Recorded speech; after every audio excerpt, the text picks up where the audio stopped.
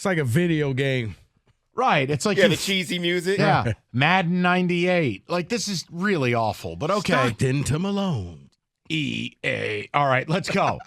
Let me give you the story of Fairleigh Dickinson. They lost in the Northeast Conference Tournament final. They were not supposed to make it to the dance. Merrimack was supposed to make it, but because they reclassified as Division I, Such a stupid they could not make it. Enter Fairleigh Dickinson, and they beat Purdue. Don't even have their own band. University of Dayton had to drive a few hours away to be a band for them. They had plastic swords on Sunday How for their quickly game. can you learn the fight song? They learned it 15 minutes before tip on Friday. Fairleigh Dickinson, let's talk about them upsetting Purdue, the number 1 seed. I think the more interesting thing, look, it's the greatest upset in NCAA history in my lifetime, unless you want to go back to like Chaminade beating Virginia in a preseason tourney. Can I just focus on Matt Painter's bulbous cranium? What do you do with this guy? They've lost as a 1, a 2, a 3, a 4. How? You're playing against a team that doesn't have a player taller than 6 feet. 3 of the guys were playing D3 ball last year. And you have Zach Edey. And you help me. What do you do with Matt Painter? I mean, I know he wants to talk about Poverty University. No, you're what do you stuck. want to do with Matt Painter? You're stuck with Matt Painter. Why? Because he's the catch-22. He can bring the players in. He just can't develop So them. he's Marty They Schottenheimer. don't get Well, you fire Marty Schottenheimer. Eventually you can, but you just won the Big Ten. You've done all of this stuff. How do you justify All of this stuff firing doesn't him? matter if you don't do anything in the tournament. Thank you. Understand, David? But Science, big head. Can't do it. It's just what's happening. And I think what also helps him is that Indiana's just as bad. So there's no pressure in state to upgrade and get a better coach because Indiana's going to Final Fours, and Indiana's just as bad as you are. So you're okay. As far as now, what was the original question? There wasn't a question. It really was about Purdue. I just wanted to give the hit He was background making on fun of Dickinson. Fairleigh Dickinson not having a band. And an actual student is their SID.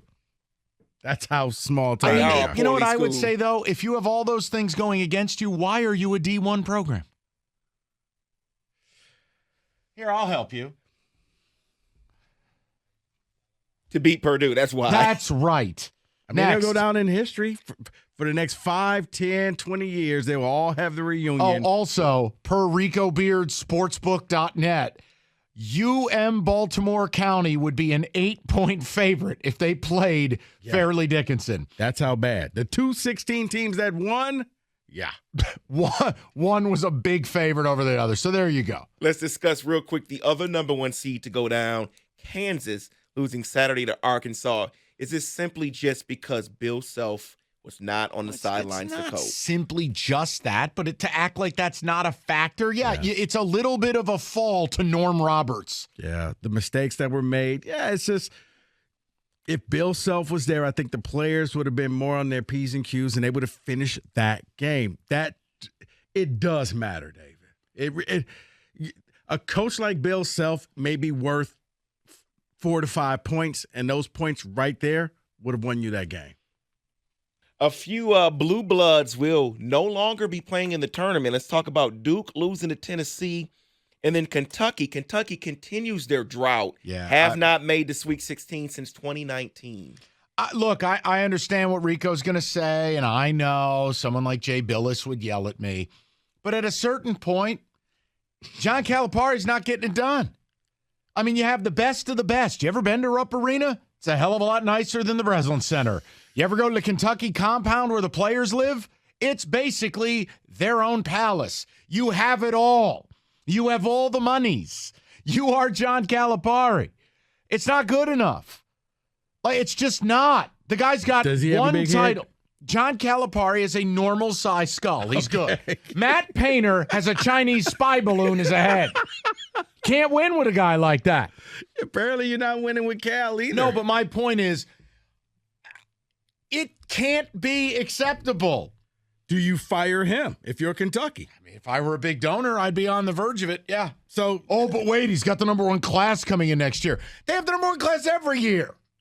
So you would fire Cal I didn't and you would say fire it. I said I'd Painter. have a discussion in a leather and mahogany-covered room. No, I mean, but Calipari put it back. He knows what comes with coaching Kentucky. Then deal with the critique. You're not doing good enough. High pressure. He tells players, guys, if it's different coming here, you got to produce. And they blew that game, period. Well, if he's saying the players have to produce, isn't what that about on him? David, it is, but when you're bringing in guys who he used to be the king of the one-and-dones, and now you're the king of the one-and-dones. Hey, coach, can I stick around for a couple extra years? You're not recruiting the right players. Like, I love it. I love how we hold restaurants to a higher standard than coaches. It's not that, Mike. But it does boil down to his guys that he normally would get are now going to the G League and playing in the NBA out in Sioux Falls. Why? And you know what? Why? Why do I bother? Why? Is the tournament just Alabama's tournament? I mean, right now they won by 21-22. I mean, they I get played it. Corpus Christi and Maryland. Come on now, hold on. Now they've looked great, but they haven't exactly played someone that belongs on the floor with them.